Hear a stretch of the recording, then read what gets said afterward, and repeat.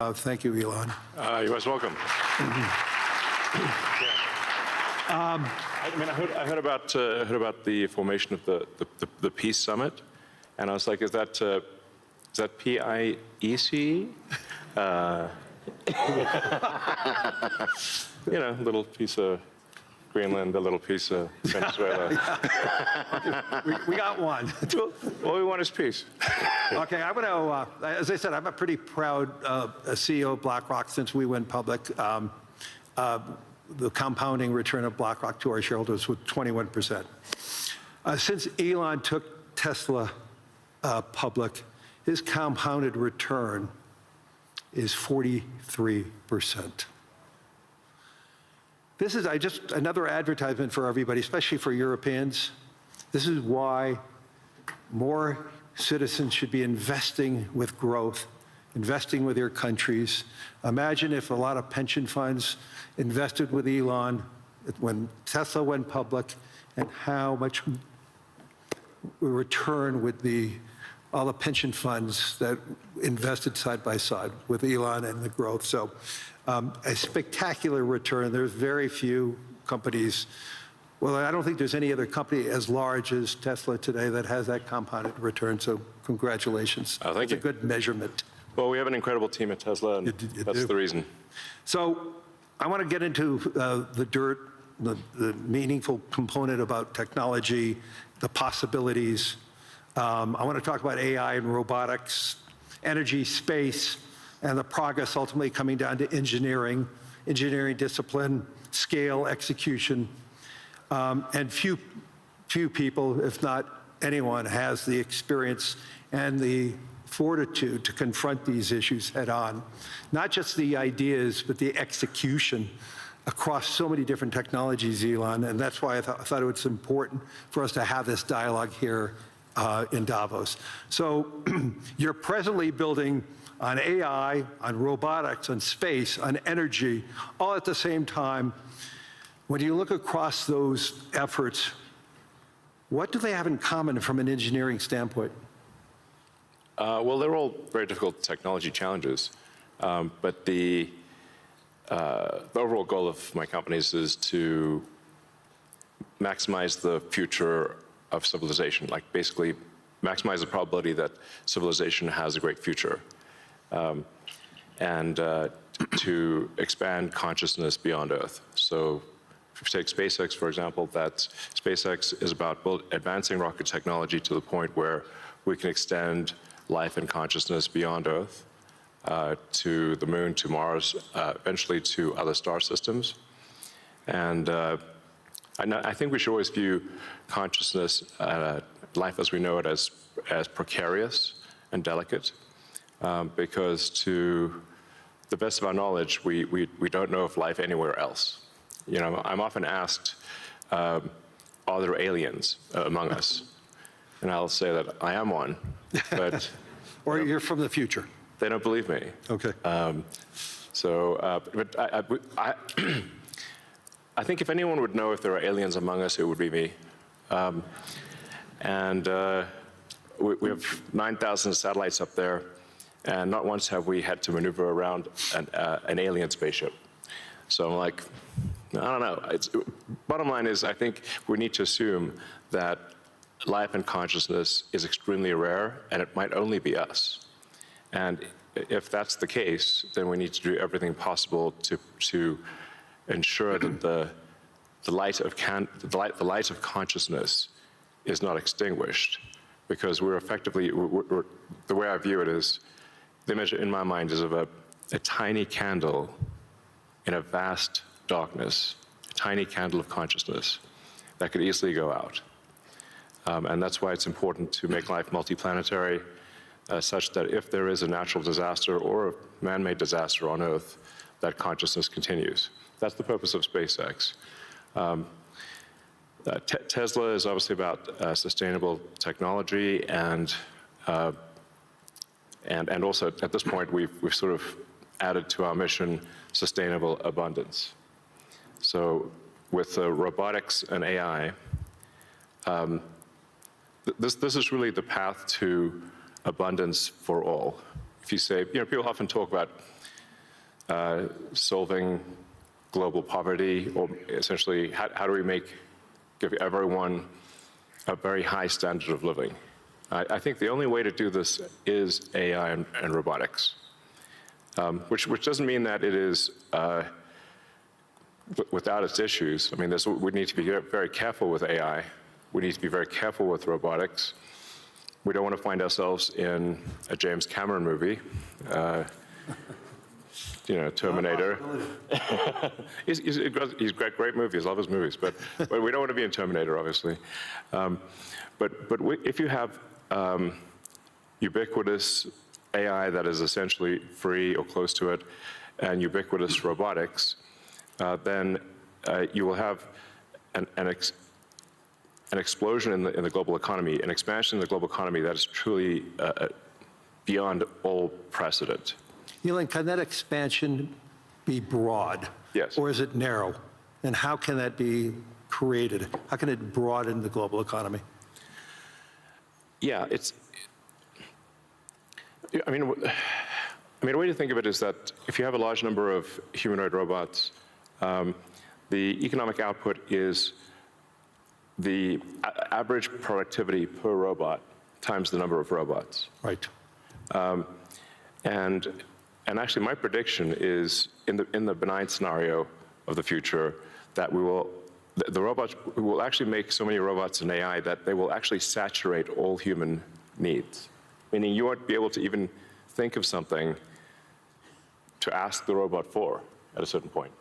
Like there will be such an abundance of goods and services, because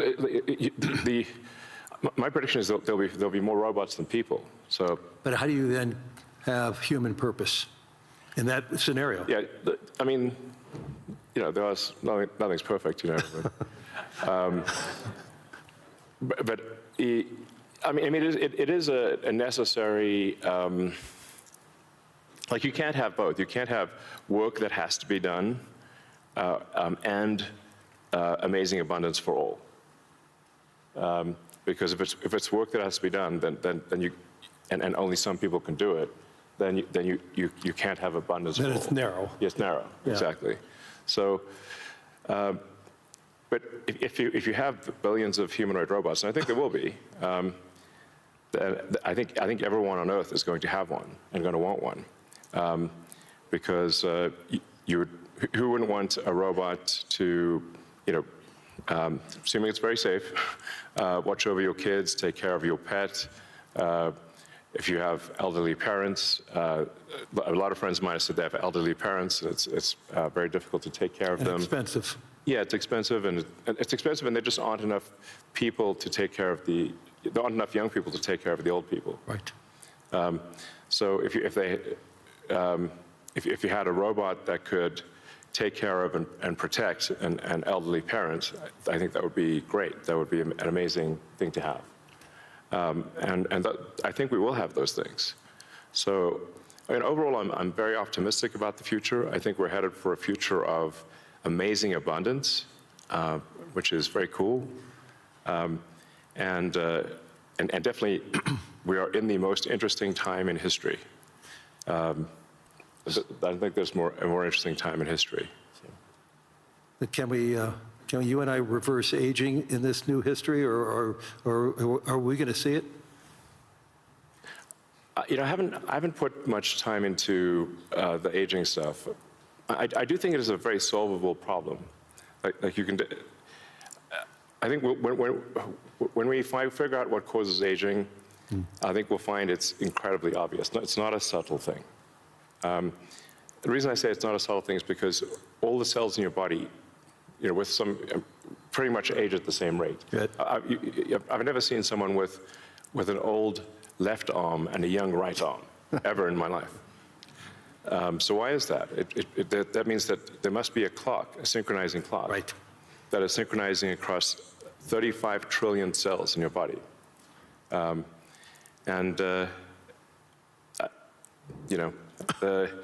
There is some benefit to death, by the way. It's like there's a reason why we don't actually have a longer lifespan, because if you have if people do live forever for a very long time, I think there's some risk of an ossification of society, of things just getting kind of locked in place. It just may become stultifying, just not lack vibrancy.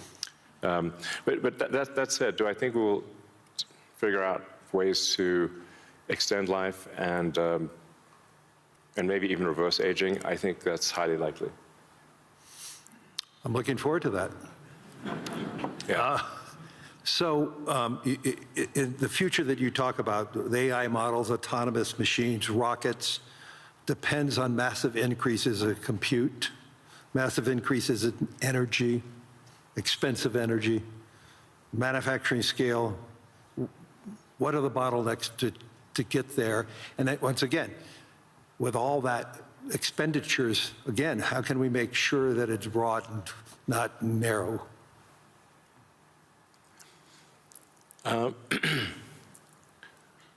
I just think the natural thing is it's going to be very broad because AI companies will seek as many customers as they possibly can, and the cost of AI is already very low, and it's plummeting every year.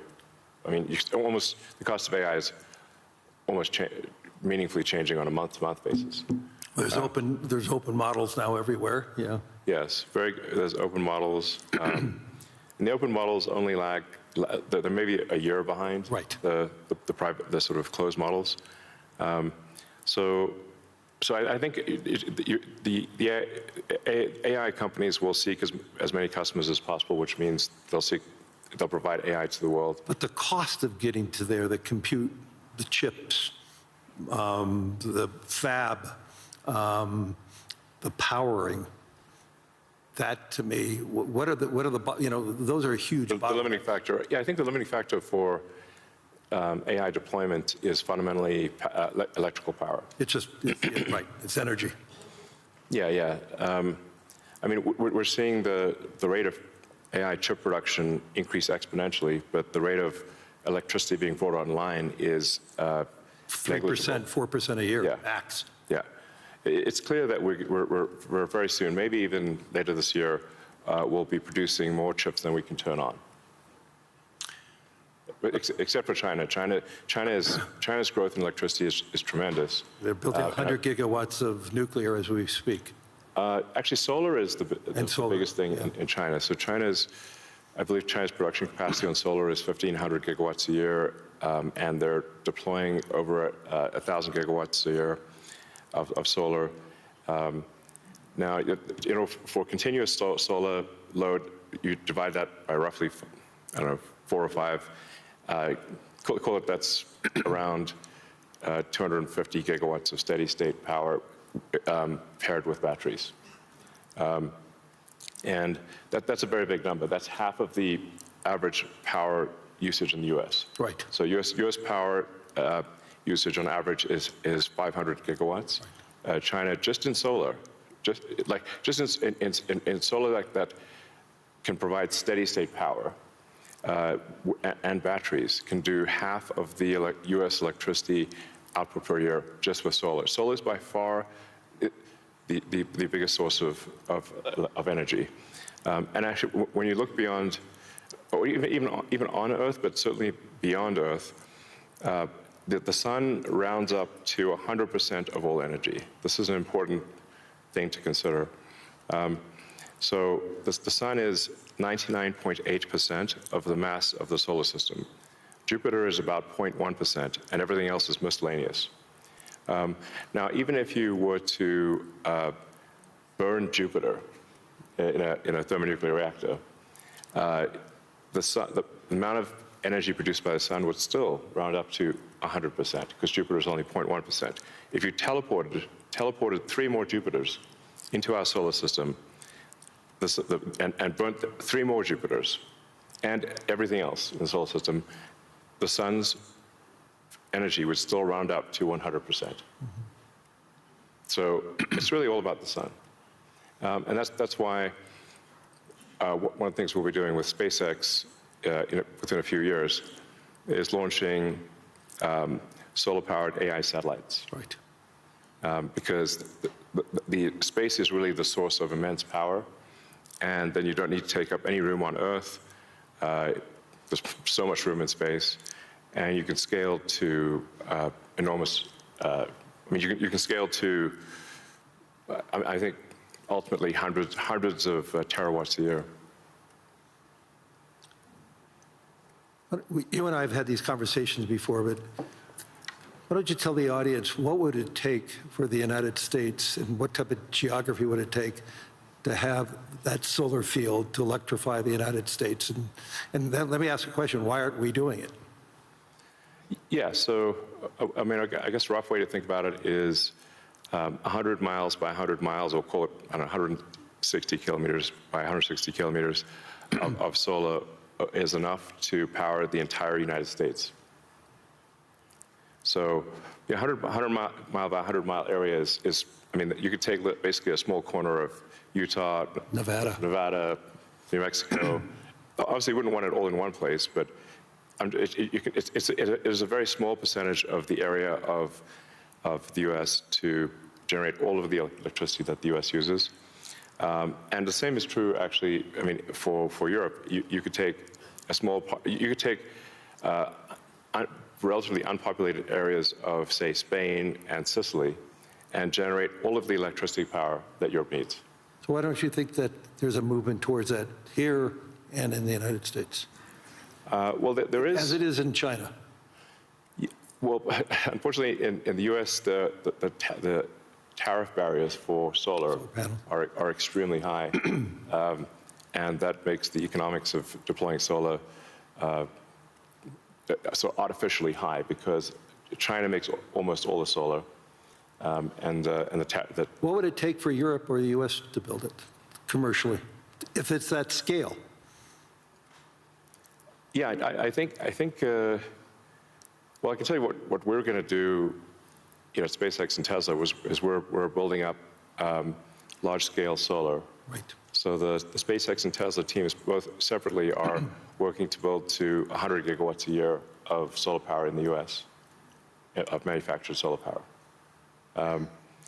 That'll probably take us, I don't know, about 3 years or something. But these are pretty big numbers. Mm-hmm. You know, I'd encourage others to do the same. We obviously don't control the, you know, U.S. Tariff policy, mm-hmm.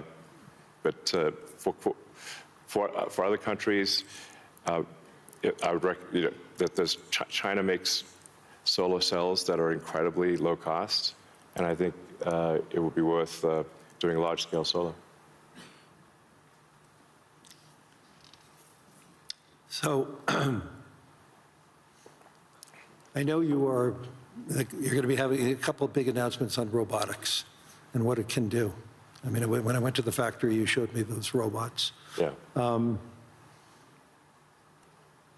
How quickly, you talked about the billions of robots, but how quickly can they be deployed in a manufacturing setting? How quickly can they be utilized and be functional and create that abundance that you talked about? Well, humanoid robotics will advance very quickly. I think we do have some of the Tesla Optimus robots doing simple tasks in the factory. Right. We expect probably later this year. By the end of this year, I think they'll be doing more complex tasks, but still deployed in an industrial environment. And probably sometime next year, I'd say that by the end of next year, I think would be selling humanoid robots to the public. That's when we are confident that it's very high reliability, very high safety, and the range of functionality is also very high. You can basically ask it to do anything you'd like. You're already seeing that in Tesla cars. The software changes that you're doing, and what is it? Yeah. Every quarter now, a software change that upgrades the ability of the robot within the car. Yes, the Tesla Full Self-Driving software, we update it sometimes once a week. And recently, some of the insurance companies have said that it is actually so safe, when Tesla full self-driving is so safe that they're offering customers half-price insurance if they use Tesla full self-driving in their car. And that can be monitored by the insurance company? Is that part of the agreement then? Yeah. I think self-driving cars is essentially a solved problem at this point. Right. And Tesla's rolled out a sort of robo-taxi service in a few cities, and Right. will I think be very, very widespread by the end of this year within the US. And then we hope to get supervised full self-driving approval in Europe, hopefully next month. Really that quickly? Yeah, and then maybe a similar timing for China, hopefully. I want to move to space because historically space is very capital intensive. It historically been done by governments. Obviously SpaceX changed the whole model. But we've seen it slow to scale, and now I'm starting to see it ramping up in what you're doing and other things. Talk to us about the automation and AI, how it's changing the economics in building and preparing for us in operating in space. Sure. Well, the key breakthrough the major breakthrough that SpaceX is hoping to achieve this year is full reusability. So no one has ever achieved full reusability of a rocket, which is very important for the cost of access to space. We've achieved partial reusability with Falcon 9 by landing the boost stage. We've now landed the boost stage over 500 times. But we have to throw away the upper stage. The upper stage sort of burns up on reentry for Falcon 9. So, and the cost of that is equivalent to a small to medium-sized jet. So, but with Starship, which is a giant rocket, it's the largest flying machine ever made. That's the rocket that you're using for the idea of going to Mars, right? Yeah, Mars and the Moon, as well as for high-volume satellite stuff. So, Starship. Hopefully this year we should prove full reusability for Starship, which will be a profound invention because the cost of access to space will drop by a factor of 100 when you achieve full reusability. Right. It's the same sort of economic difference that you would expect between, say, a reusable aircraft and a non-reusable aircraft. Like if you have to throw your aircraft away after every flight, that would be a very expensive flight. But if you only have to refuel, then it's the cost of the fuel. And so that's really the fundamental breakthrough that gets the cost of access to space, we think, below the cost of freight on aircraft. So, you know, under $100 a pound type of thing easily. Wow. So it makes putting large satellites into space very low, very cheap. And then when you have solar in space, you get 5 times more effectiveness, maybe even more than that, than solar on the ground, because it's always sunny. It's cold. And It's always sunny, so you don't have a day-night cycle or seasonality or weather, and you get about 30% more power in space because you don't have atmospheric attenuation of the power. Right. The net effect is solar is 5 times more. Any given solar panel will do 5 times more energy in space than on the ground. Is there any capacity in doing that and then taking that power and bringing it back to Earth? Is there any way of doing that, or you're just taking that power and utilizing it for the needs, like building AI data centers in space? I think the case, it's a no-brainer for building solar-powered AI data centers in space, because as you mentioned, it's also very cold in space. If you're in the shadow, then it's very cold in space, just 3 degrees Kelvin. So you have solar panels facing the sun, and then a radiator that's pointed away from the sun, so it has no sun incidence, and then it's just cooling. It's a very efficient cooling system. So net effect is that the lowest cost place to put AI will be space, and that'll be true within 2 years, maybe three at the latest. Wow. So looking 10 or 20 years out, how would you describe success with AI or space technology, and where do you see it? Are you more certain what's going to happen in the next 3 years or 5 or 10? I don't know what's going to happen in 10 years, but the rate at which AI is progressing, I think we might have AI that is smarter than any human by the end of this year, and I would say no later than next year. Wow. And then probably by 2030 or 2031, call it 5 years from now, AI will be smarter than all of humanity collectively. We only have a number of minutes left, but I want to humanize you for a second. So there's no speculation that you're... Make a joke about peace. Right. I want to... I would frame this question by, you are the most successful entrepreneur, industrialist in the 21st century, maybe beyond. I want to really get this, what inspired you? Who's inspired you? What was the foundation of your curiosity? And importantly, was there an aha moment, an epiphany at any time in your life and career? Well, as a kid, I read a lot of science fiction, sci-fi, fantasy books. Yep, we talked about that. And comic books, and I always liked technology. I didn't expect to be where I am today. That seems incredibly implausible.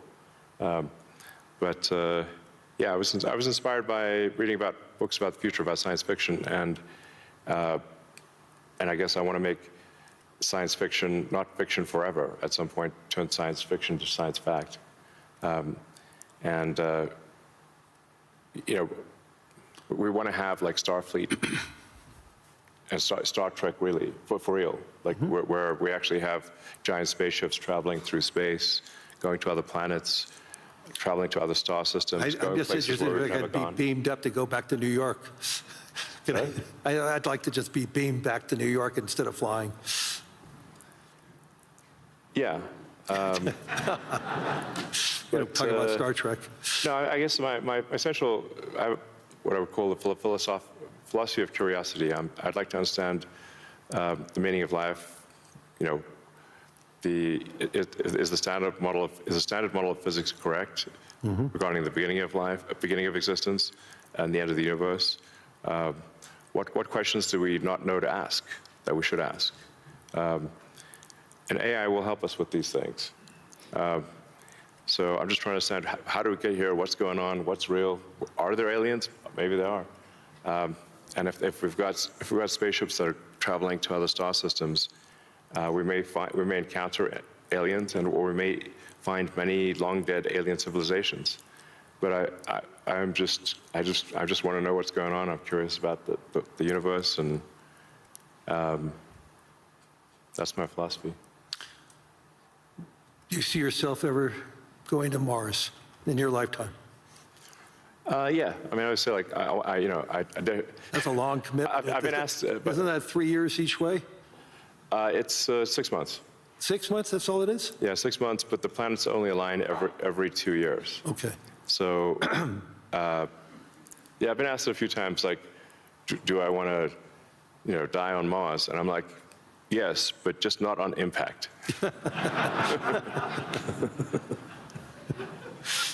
That's a good answer. Anyway, we're out of time. Hopefully everybody enjoyed this.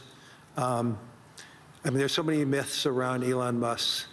I could tell you he's a great friend, and I constantly learn so much from him. And I'm totally inspired by what he has done. I've been inspired who he is, and I'm totally inspired by his vision of the future. And I don't think it's such a bad future And I agree with his optimism. So Elon, thank you. Any last words? Well, I think my last words would be, I would encourage everyone to be optimistic and excited about the future. Good. And generally, I think for quality of life, it is actually better to err on the side of being an optimist and wrong rather than a pessimist and right. On that note.